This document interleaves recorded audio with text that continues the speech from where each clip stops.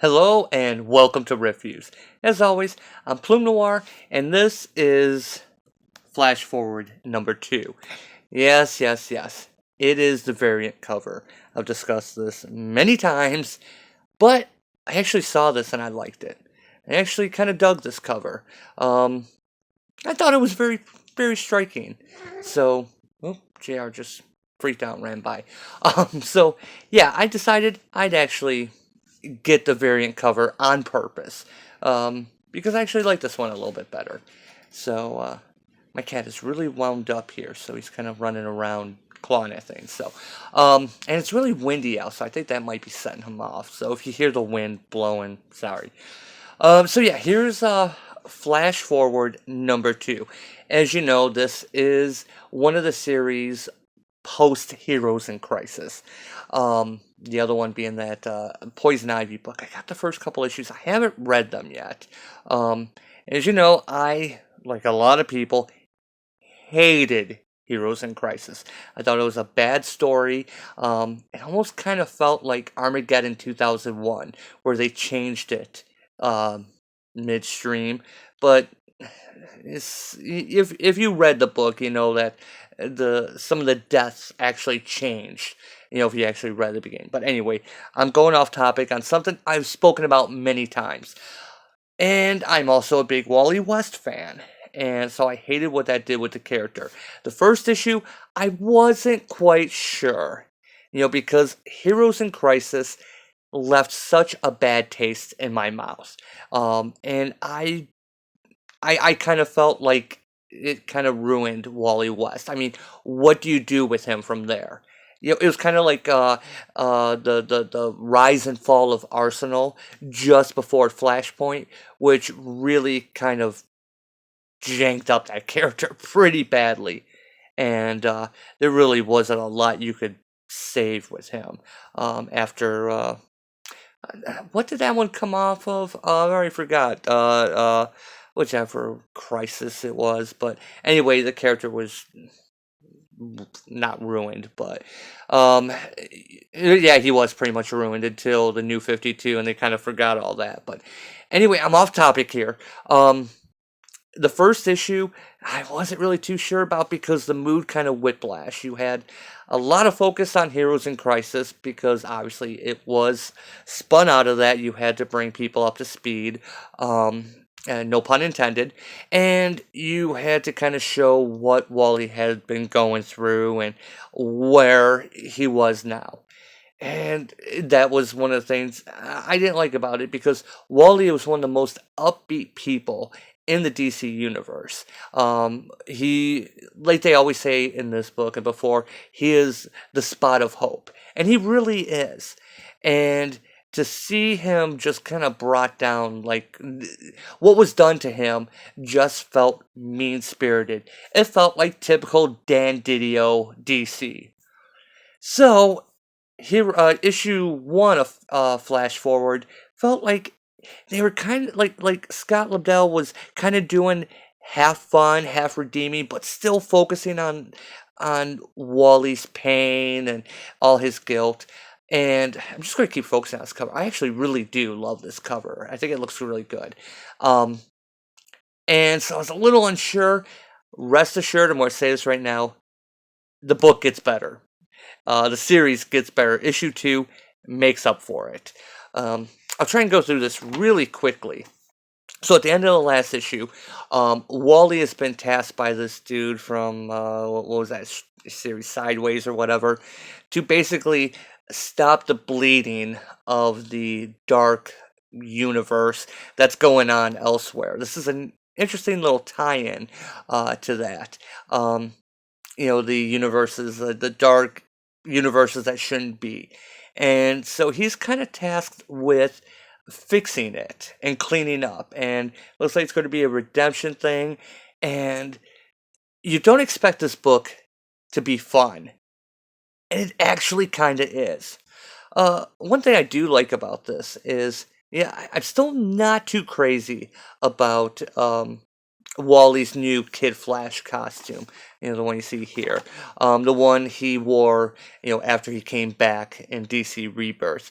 But one thing I do like is when they actually make the attempt to make the two shades of red different. I really do like that. It looks really good. I kind of wish they'd gone with more of a Walter West style. Maybe the open cowl, but the silver lightning bolt over the left shoulder, asymmetrical look. Maybe that's just me, but the red and silver motif, darker red with the silver. But it's close to that. It's got a mixture, so. Anyway, he comes upon Superman of, which Earth is this? Does it say? He knows it's not this Earth, and I always mix up which Earth is which. If you've read Multiversity, I think you'll find this to be a treat. And some of these characters also predate Multiversity, but I think Multiversity, the Grant Morrison series, is a good start to be familiar with it. So if you haven't read that, check it out. It'll be good back reading for this, and you won't regret it. And I say this as someone who is kind of on the fence with Grant Morrison. He's either really good or really crappy. Just my opinion. Great idea, guy, but sometimes the execution doesn't pan out. So he comes upon President Superman, who is pretty badly hurt, as you see. And, he's being chased by these demon things. So Wally steps in to help. And President Superman has no idea who he is. So Wally is trying to help, and he asks, why is that thing glowing? I wish I knew. Sort of a gift from sort of a friend. And it's that wand he got the last issue. Yeah, that's the guy's name. Tempest Fuganot gave Wally that staff when he sent him on the journey last issue. I love editor boxes. I really do like those. I'm glad to see those making a comeback. So yeah, he basically saves President Superman when the rest of the Justice League show up. And they think that Wally is behind this. And as you're expecting a big superhero fight, confusion, no, President Superman steps in and says, no, he's an ally. And so Wally gets him a chair and lets him explain what happened. How he discovered these shadow demons, for lack of a better word. And how they basically pretty much bested him. So now there's a bomb, basically an anti-life bomb. Think of it like a nuke that's about to go off to that Congress had launched to stop these dark universe antimatter creatures, which wouldn't surprise me if they tie in to the antimatter crisis black shadow demon thing somehow. Just a theory. So we get this great scene where even I was shocked by this, where Wally shoots the president with his wand. God, that sounds very, very wrong. And takes off, which, of course, the Justice League is like, what the hell, dude? So Wally chases off after it. Another thing here is, I like what they're doing. Instead of it being like the blue energy that Wally has been, showing, the blue lightning as opposed to Barry's yellow lightning, you see this other energy coming off. And it hints to Wally's unique position of being, like, between universes. Into the New 52, he didn't make it. He was off in limbo until he's brought back in Rebirth. So it's been hinted in the previous issue he has more power than he knows. So we get a little bit of the recap of the guilt he feels. And so Wally's trying to stop the bomb from going off in the Grand Canyon. And by the way, the art in this book, Booth did a good job. I think I mentioned last issue, I felt it was kind of goofy sometimes, and sometimes I didn't think it fit, sometimes it was too dark. This book is good. It's good throughout. It's very consistent. And so what Wally runs into is the Retaliators and the Zen Men from Earth 8. The game says that, right? Yep, Earth 8. Which are the Avengers and the X-Men. And like I said, you'll recognize some of these characters from Multiversity. Some of the characters appeared before that as well. the Thunderer guy, I know he also appeared in the Justice League International days. In fact, he was on the team that Blue Jay was on, the Avengers, XP group. And Blue Jay, of course, was killed in Heroes in Crisis. So we finally get our misunderstanding where Wally's trying to save the day, but the Avengers and X-Men, parody characters are trying to stop him. What I like about this book, um, skip that, and you really see it right here, which fits very well with Brett Bruce and especially with Scott Lobdell. We got this scene here with not Cyclops and not Jean Grey, talking about who Wally is. They have to stop him, but no, I think he's a friend. This looks like it was pulled right from the '90s X-Men. And obviously done on purpose. Even just this pose is so Jim Lee-esque X-Men here, and the things that are being said is just like Uncanny X-Men when Jim Lee and Chris Claremont were on the book. It is fun as he's trying to fight them, defend himself, but trying to stop the energy thing, the black energy goop that they were actually standing on that brought them to this Earth, that's invading their world. Okay, you still with me? It's a little confusing. That's my big problem with that, is what exactly is going on. It's not always the clearest. We get great thing of Wally just showing off. And if you look, he's smiling, he's, I guess you'd say he's happy. And this is brought up, oh yeah, they're doing some Svengoolie, I think, tie-in. I love Svengoolie. In case you don't know, he's kind of like a horror show host. I know I'm going off track of the comic. He shows old movies, comments on them.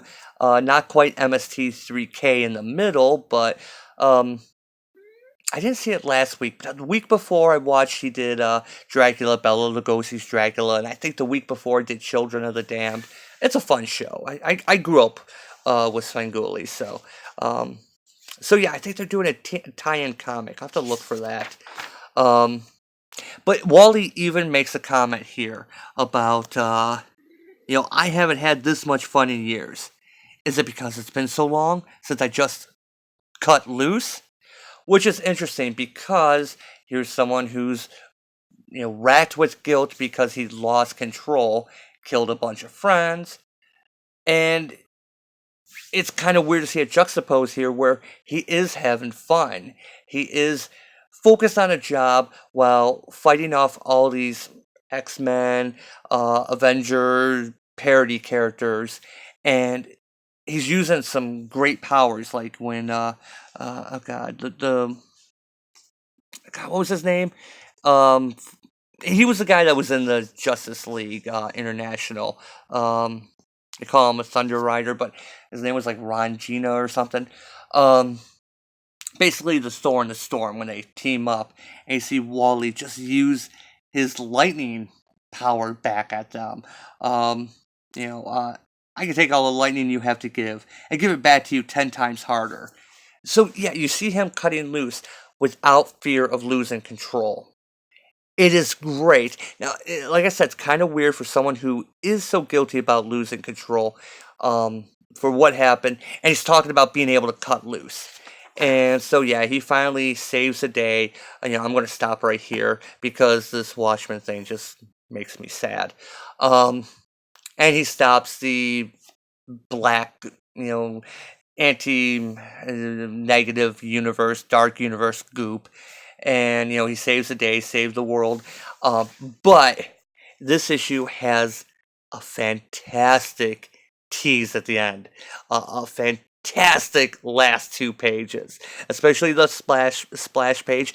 I'm not going to ruin it. But it is great. And I'm going to say right now, the doubts I had about this series, Scott Lobdell, he is one of those writers. He could be amazingly average. He won't be too bad, but you won't really get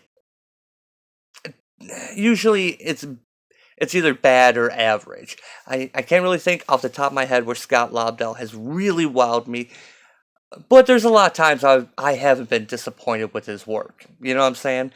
It's usually kind of bad to okay, average okay. Um, which sounds like I'm not praising him. And I have nothing against the guy.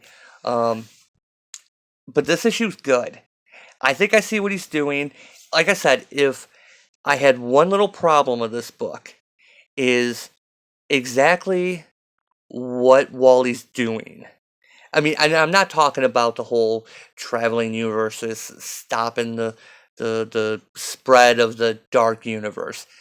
Exactly how he's doing it. He's kind of carrying, this wand that's just kind of a catch-all weapon. It's almost a MacGuffin.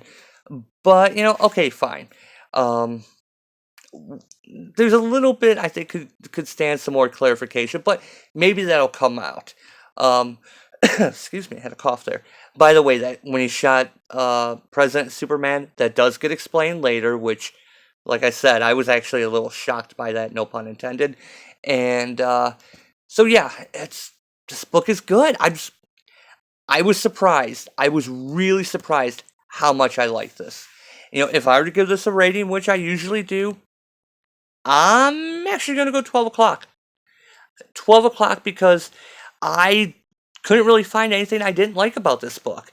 Um, and yeah, like I said, little unclear with the whole dark universe thing. I keep mislabeling it because there's kind of all this stuff going on. And if you're not following the other books, which I really am not, and when I say the other books tied in with the dark universe, I kind of feel that could use a little bit more explanation for those of us who aren't following that as closely, but you can see how it's tying in. But anyway, I enjoyed this book, and yeah, I have been won over.